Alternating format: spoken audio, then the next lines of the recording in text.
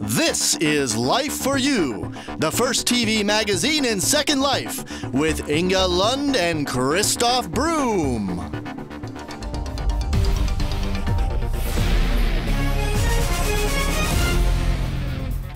Life for You is a proud media partner of the Metaverse European Second Life Conference and Expo, taking place on November 19th and 20th in Munich. You want to join? Get all the information you need under www.metaverse07.com. Hello, dear Life for You viewers. You're missing Kira Singh? She is on holiday this week, so it is my pleasure and honor to replace her for this week. I promise I'll do my very best to make her proud. The pleasure is all mine, Inga. And I'm sure we'll have a great show today, because this is what we have for you. Convention Against Isolation. On Interdependence Day, residents commemorated September 11th, 2001, discussed the global coming together to overcome cultural boundaries, and the answer of a major question: is Second Life a place to heal the world or just a party? Big Blue in SL. 24 islands, 250 SL employees, fancy buildings, and no avatars. IBM is one of the real big players in Second Life, but what the hell are they doing here? New world, new faces, new success. How Cyber Extruder made it from a small Second Life startup to the leading orientation place for newbies. And what's the secret of their success? Tuesday marked the 6th anniversary of the September 11th terrorist attacks on the World Trade Center in New York City. Around the globe, people gathered to remember the victims and reflect on its aftermath. At least one lesson has become clear. Isolation doesn't get us far in the fight against extremism. We are all in this together. Which was exactly the message of Interdependence Day, held in Mexico City this year, organized by the Citizens Campaign for Democracy, or CivWorld. Draxter Dupre witnessed the Second Life portion of this mixed reality event.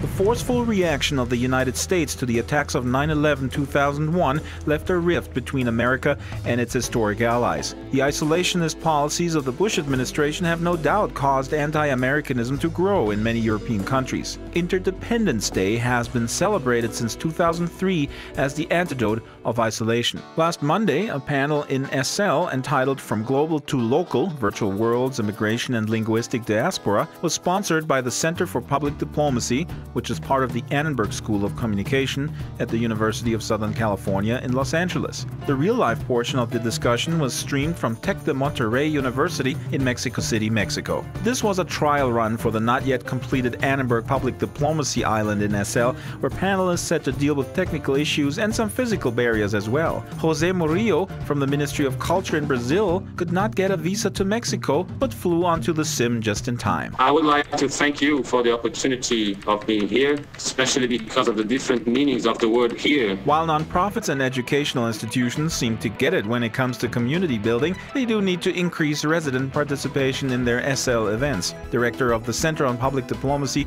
Joshua Fouts, aka Schmielsen Nielsen, told the half-empty auditorium how the center plans to use money from a MacArthur Foundation grant. Detailed studies would do a better job than the mainstream media in documenting the impact of virtual worlds on societies, he said. There's a dichotomy in how the US media looks at virtual worlds. They either trivialize them or demonize them. And that is to say, by trivializing, they talk about how you can get rich in these spaces. Or they demonize them by talking about how it's corrupting our society, those sorts of things. Another panelist was Peter Marks, the man behind MTV's virtual Laguna Beach on there.com. He summed up SL this way. Because it is such a leveler socially, people can interact regardless of their location in the world, their language, the cultural, religious, political, and all the other differentiators. It essentially allows you to do, as a lot of people do in California, to reinvent yourself. In stark contrast to Peter Marx's view, the founder of Interdependence Day, Professor Benjamin Barber, expressed serious doubt that SL could energize its residents to take on serious issues. 99% couldn't care less about any of the things that are being talked about here. You know, kids starving to death and having their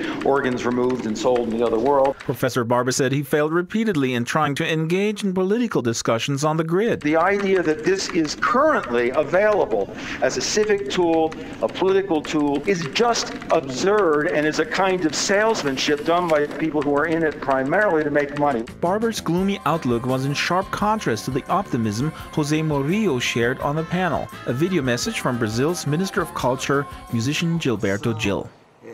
Minister Gil's program for digital culture was implemented 4 years ago. Its goal is to stimulate development in local communities by bridging the digital divide. One example is the rural town of Pirai. The mayor, the state university, the public schools, and the state agency for information technology came up with a very intelligent solution to provide public broadband internet access to the whole city.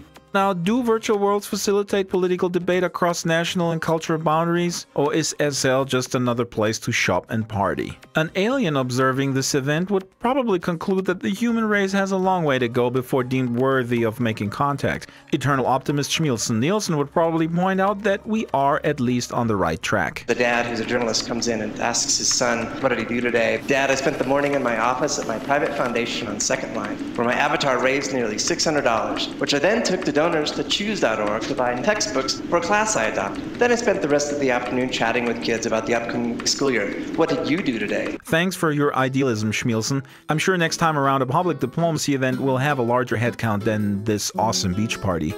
For Life for You News, this is Dragster Dupre.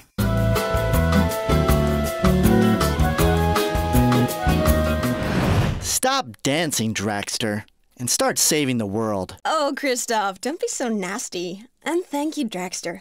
Life for You continues with News in Brief, starting with a small addition to Dragster's report.